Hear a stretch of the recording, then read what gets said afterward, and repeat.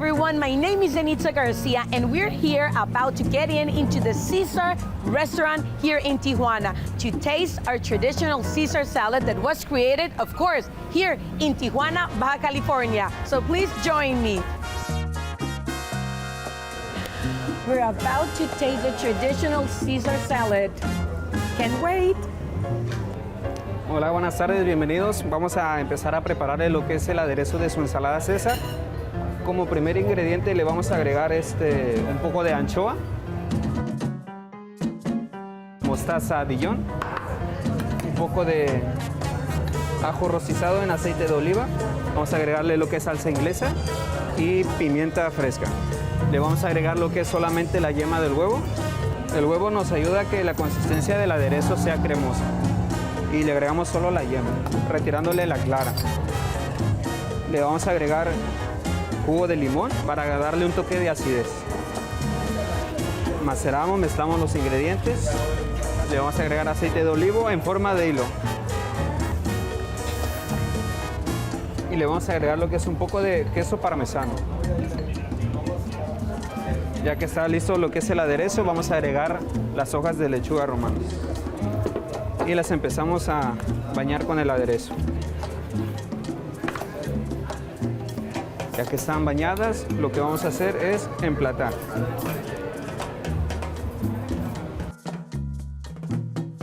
And now we're gonna go with Mr. Abakian, and he's gonna tell us about the real story when it was created, the Caesar salad here in Tijuana.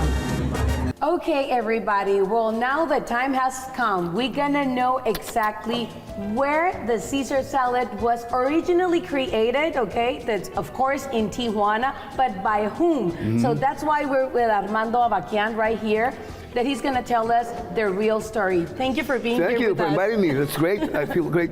That whom is Cesar Cardini. I was just going to tell you how it came about. Cesar went to France. He worked there in a restaurant. He started his apprenticeship with a restaurant in Paris, I think. Mm-hmm. And from there he went to London and to Liverpool. And in Liverpool he boarded a liner all the way to Canada.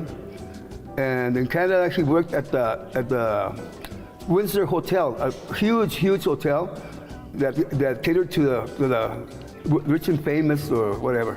Okay, so he stayed there a while and learned how to treat those customers. Okay, so that made him knowledgeable what food they liked, how to prepare it. He was very young; he was in his teens. Okay, from there he went to Vancouver, to that area, and then he went down to San Francisco. He crossed the border from Canada to San Francisco. Uh-huh. In Frisco, he worked at the Palace, another great big hotel, very famous in those days. Even Caruso, all those big stars from those days stayed there. Okay, so he was there for about a year and a half, and with a partner or associate in San Francisco at his job, they traveled to Sacramento, mm-hmm. and there together they opened the Brown's restaurant in Sacramento, but only for about 2 or 3 months, because all of a sudden there came the Volstead Act in the United States that prohibited the transport to consume and to sell liquor. So Cesar thought to himself, well, my food, what I prepare, what I serve, cannot be eaten without some wine. Sure? And he consulted with people, his family, and said, well, why don't you go to Mexico? It's just across the border. Mm-hmm. And that's what he did.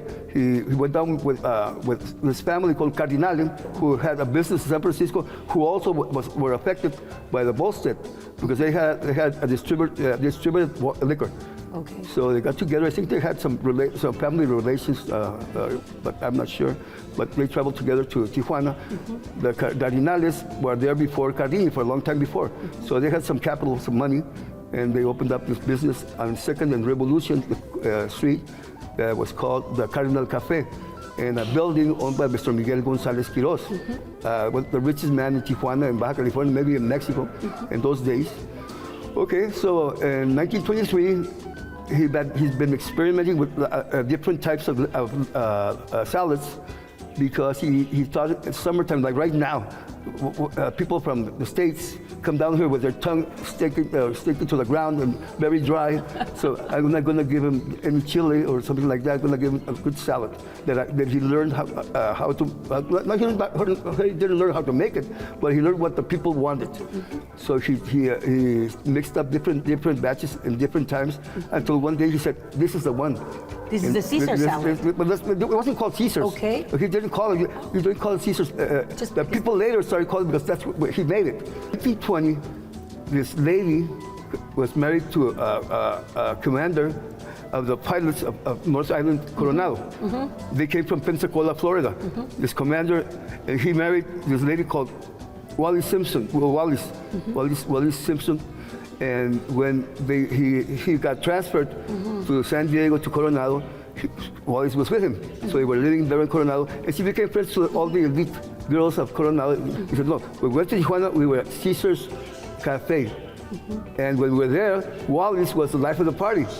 Okay, so she's a person who later on in life married the King of England. So that's when he abdicated the crown of England for her.